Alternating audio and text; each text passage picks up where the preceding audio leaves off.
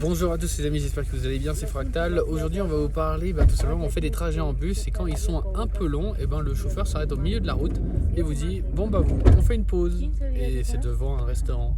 Donc généralement le restaurant il coûte à peu près 8 soles, mais c'est pas les restaurants avec la soupe, la boisson et où tu te régales.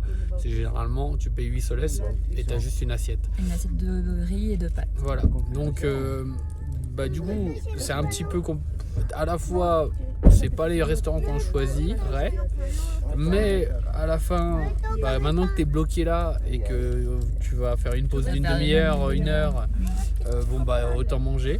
Et donc évidemment le gars a sa commission sur les assiettes. Donc faites attention quand par exemple pour aller au Machu Picchu ou revenir à Machu Picchu, il y a un arrêt.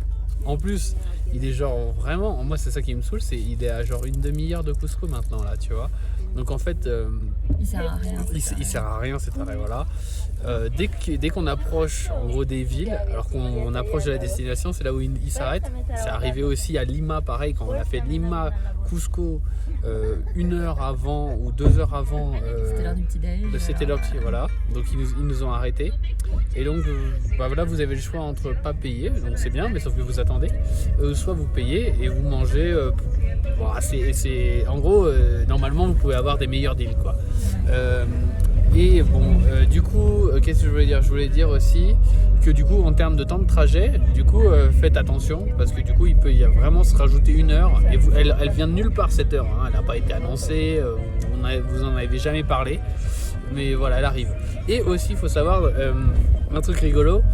Dans ces restaurants, il y a souvent marqué oui, on prend les chèques restaurant, Visa et tout ça, on prend les cartes bleues et tout ça.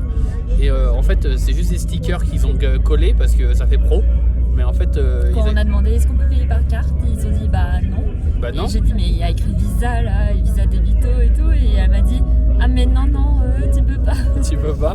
Donc voilà, juste pour vous dire que. Faites attention si vous n'avez pas de cash et que vous bouffez, je sais pas ce qui se passe. Au Pérou, généralement, on paye beaucoup de choses se payent en cash.